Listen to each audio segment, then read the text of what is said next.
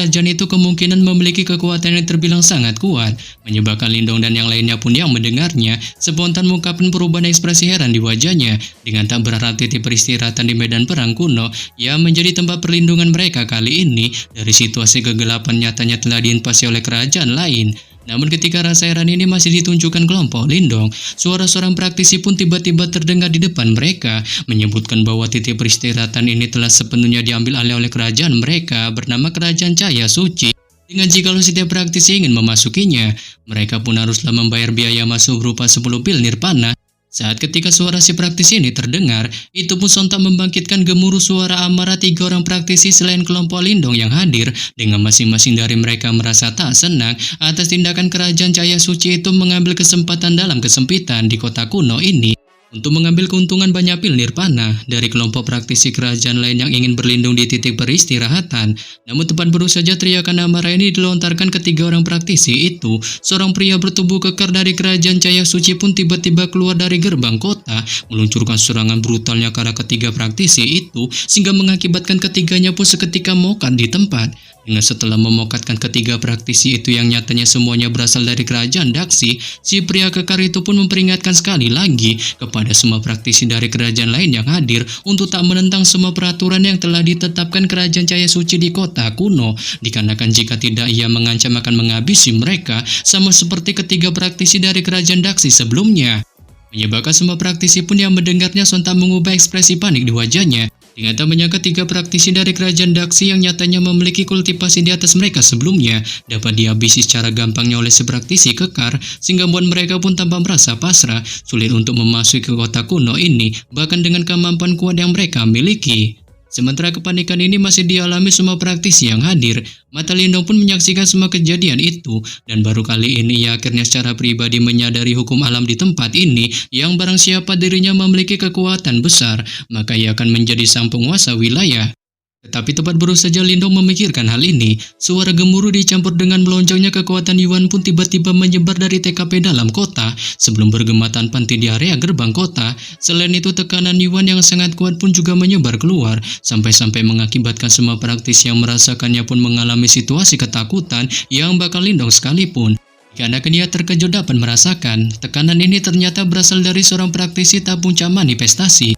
Sehingga dengan demikian dirinya pun tak pernah berpikir bahwa sebenarnya akan ada seorang praktisi tak puncak manifestasi di Kerajaan Cahaya Suci saat ayal mereka pun memiliki keberanian tingkat tinggi mengambil alih kota kuno, sebab ternyata mereka memiliki beberapa kemampuan. Dengan ketika Lindong memikirkan hal ini, bagian luar gerbang pun terdiam untuk sementara waktu, sebelum pada akhirnya semua praktisi pun memilih untuk menekan amarah mereka, mengikuti semua aturan bagong yang ditetapkan Kerajaan Cahaya Suci di kota kuno, dan membayar pil nirpana yang ditetapkan sebelum memasuki kota, sebab mereka dapat melihat langit kali ini dengan cepat menjadi gelap, yang jikalau mereka masih tak menemukan tempat untuk beristirahat di kota kuno, itu pun benar-benar dipastikan akan menjadi bahaya bagi mereka. Melihat ini, Lindong dan kelompoknya pun juga mengikuti di belakang antrian semua praktisi, sembari tatapan mereka mengamati sekitarnya, sebelum kemudian Moling pun secara sukarela menyerahkan sejumlah pil nirpana biaya bagi kelompoknya kepada anggota Kerajaan Cahaya Suci yang bertugas menjaga di depan gerbang, sehingga buat kelompoknya pun kali ini secara lancarnya memasuki kota kuno. Dengan ketika masuk ke dalamnya, Lindong pun bisa melihat situasi di dalam kota kuno, saat sebagian besar kota dibangun oleh sejumlah batu yang meskipun itu tampak biasa aja, itu pun tampak stabil dan memberikan kesan yang sangat kokoh. Selain itu ada juga 8 menara batu berdiri di pusat kota dan dapat dianggap sebagai tempat paling menarik di kota. Tetapi yang paling mengejutkan Lindong adalah aura kuat dari 8 menara batu, nyatanya tak jauh berbeda dari aura kelompoknya. Saat setelah beberapa saat melakukan perjalanan, kelompoknya pun akhirnya menemukan sebuah rumah batu besar tak jauh dari tembok kota, memungkinkan tempat itu cukup untuk menjadi tempat peristirahatan mereka. Dengan setelah sampai di sana, duduk bersama-sama secara tenang memandangi kegelapan langit malam, Moling pun mulai bertepuk tangan mengapresiasi perjalanan kelompoknya yang sudah berhasil sampai di tempat peristirahatan medan perang kuno, memungkinkan mereka akan tinggal di tempat ini selama beberapa waktu untuk membiasakan diri dengan lingkungan. Namun ia juga masih mengingatkan kelompoknya untuk selalu berhati-hati selama di wilayah ini, sebab menurut aturan perang besar 100 dinasti, Mereka semua memiliki 1 tahun perjalanan, dan ketika 1 tahun ini berakhir, mereka semua perlu menuju bagian yang lebih dalam dari medan perang kuno, sehingga dengan demikian pencapaian 1 tahun inilah yang akan menentukan nasib atau bahkan prestasi mereka dalam perang besar 100 dinasti. Menyebabkan Lindong DKK pun yang mendengarnya segera menganggukkan kepala. Mereka haruslah menyingkirkan kerajaan itu agar perjalanan mereka berjalan mulus. Dengan setelah memikirkan hal ini, Lindong pun memutuskan untuk melakukan pelatihan di ranjangnya. Saat ia pun mulai menyerap sejumlah nirvana ki ke dalam tubuhnya, dan itu langsung disebarkannya ke seluruh penjuru tubuhnya, mengakibatkan cahaya merah pun kali ini mulai berkedip di sekitar tubuhnya, meningkatkan kekuatannya sedikit demi sedikit, seolah-olah transformasi sedang terjadi. Dengan setelah beberapa saat berlalu, cahaya merah yang berkedip-kedip di sekujur tubuhnya pun mulai mengalami situasi redup. Diikuti mata Lindong pun yang sebelumnya tertutup rapat, ini secara bertahap perlahan terbuka lebar. Dengan 10 pil nirvana dalam penampilan sempurna, menyala-nyala berhasil disempurnakannya muncul di telapak tangannya.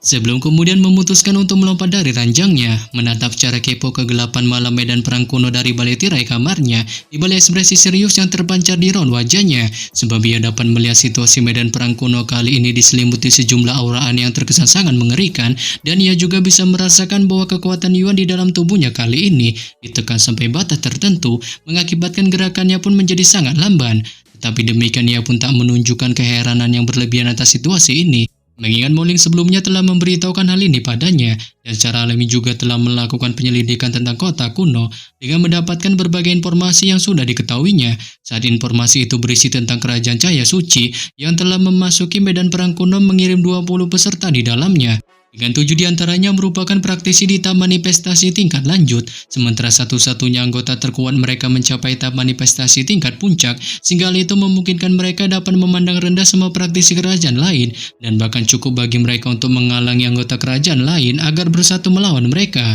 Namun demikian, Lindong pun sama sekali tak akan menunjukkan rasa takutnya akan hal ini, dikarenakan ia sudah membuat keputusan setelah dirinya melangkah ke tahap manifestasi tingkat lanjut, akan meninggalkan tempat ini dan menglanjutkan perjalanannya sendiri dalam mode solonya, mengingat ia merasa selama dirinya bersama Moling dan yang lainnya melakukan perjalanan berkelompok, ia pun merasa mereka hanyalah menjadi beban kehidupannya, memungkinkan dirinya tak akan bisa secara leluasa melakukan pergerakan. Tentu saja sebelum ia bisa pergi dalam mode solonya ini, ia pun harus menyingkirkan terlebih dahulu satu masalah, yaitu siapa lagi kalau bukan Setengah Lin Langtian. Dikarenakan ia tahu musuh bebuyutannya ini masih menyimpan semua dendam kesumat padanya, memungkinkan suatu saat akan menjadi ancaman, sehingga membuatnya pun spontan mengambil keputusan untuk secepat mungkin memokatkannya. Namun tepat baru saja keputusan ini dilontarkan Lindong, suara Xiao Diao pun tiba-tiba muncul di sampingnya dan menyuruhnya untuk tak berambisi mengambil keputusan menghabisi Lin Langtian, melainkan tetap berfokus untuk meningkatkan kultivasinya ke tahap manifestasi tingkat lanjut,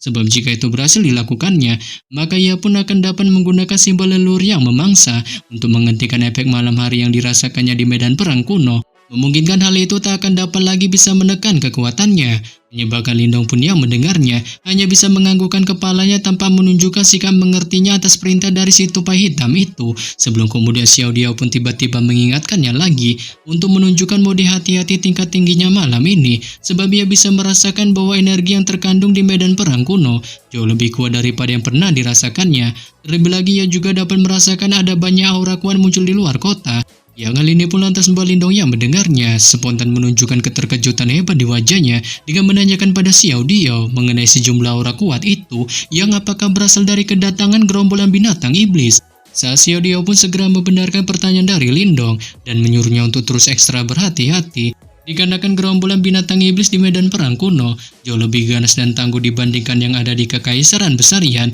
memungkinkan jika dirinya mencoba cara bang jagonya berduel melawannya, itu pun sama saja secara tululnya mengantarkan nyawanya pada kematian. Dengan setelah Xiao Diao memberitahukan hal ini, tetapan Lindong pun melesat ke arah luar kota, menemukan ada sekelompok cahaya merah muncul di langit, yang ternyata itu merupakan gerombolan para binatang iblis, mengakibatkan seluruh kota kuno pun mulai berguncang hebat di balik suara raungan binatang iblis yang langsung terdengar, sehingga Mbak Lindong pun merasa pertempurannya di medan perang kuno akhirnya dimulai. Sebelum kemudian ia pun memutuskan untuk keluar dari kamarnya, mengintip situasi kedatangan gerombolan binatang iblis ini di sekitar tembok kota, dengan ketika Lindong baru saja menunjukkan mode mengintipnya ini, Moling dan yang lainnya pun dengan cepat berlari di belakangnya, menyaksikan gerombolan binatang iblis yang datang di balik masing-masing kepanikannya, mengingat mereka tahu jika saja gerombolan binatang iblis ini menyerbu kota, maka dapat dipastikan itu dalam sekejap akan runtuh dan banyak orang akan kehilangan nyawa. Sebelum kemudian Moling pun mengalihkan tatapan paniknya ke arah Lindong